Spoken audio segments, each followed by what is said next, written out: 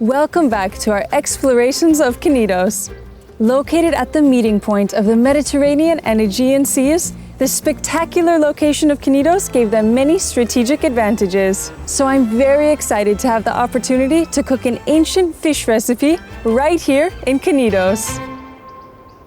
The recipe we'll be cooking today is a fish patina. The word patina is used to refer to any dish cooked in a clay tray. So, here's my clay tray. For this recipe, I'll be using two different, very interesting fish. The first is a Mediterranean parrotfish, and the second is called marble spinefoot. It's quite interesting because the spines on the top and the bottom of this fish are poisonous.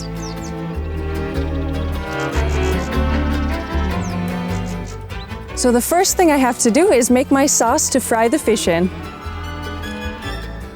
That consists of some possum. Just pour it directly in the tray. A little olive oil.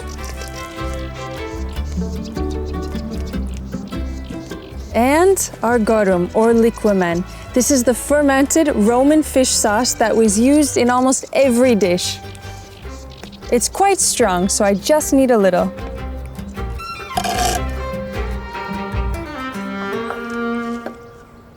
Now I'll just mix everything together roughly and throw this in my oven so it can heat up.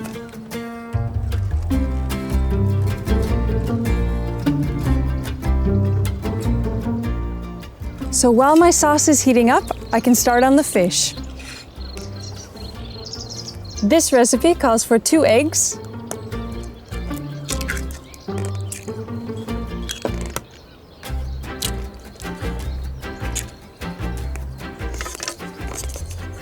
give those a good stir. So now I'll add my fish into the beaten egg before throwing it in my pan.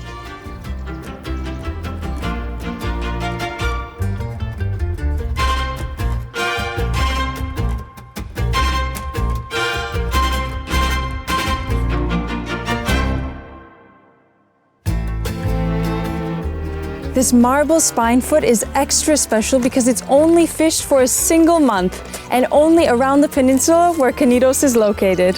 I can hear my sauce sizzling in the oven, so I'm gonna go grab that.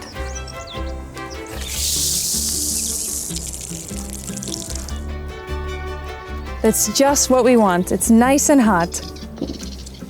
I'll make sure each of my fish is coated in a nice layer of egg and throw it in the pan.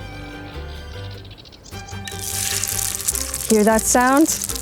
That's exactly what we want.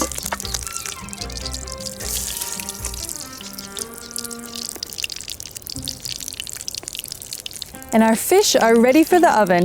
Depending on the size of your fish, it'll just need to cook for about 10 to 20 minutes.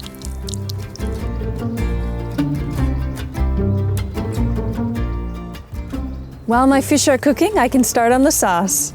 So this sauce is actually similar to the mixture that we're cooking our fish in. I've got possum once again, a little olive oil. I'll also pound some fresh black pepper.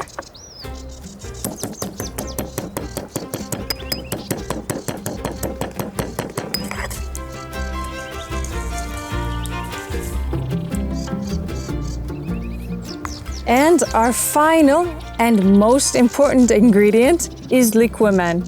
Like I mentioned earlier, this is a fermented fish sauce that's usually made from oily fish and fermented in the summer months. It was ubiquitous throughout the Roman period and one of their most important trade products, along with things like olive oil and grains. So I'll just add a bit. Of course, since this recipe was written by Apicus, he didn't give any measurements, so everything we're doing today is just a guess.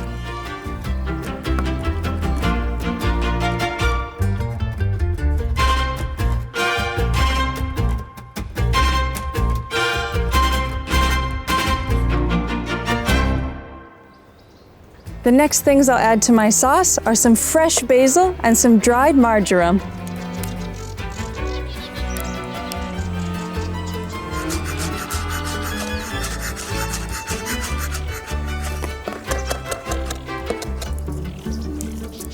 So there's the marjoram and my fresh basil. And my sauce, called owenu gorum, is ready. I can hear my fish sizzling in the oven too, so I think that's ready as well. The egg has helped it to brown nicely and it looks like it's cooked through. So I think I can clear my table and then we're ready to serve.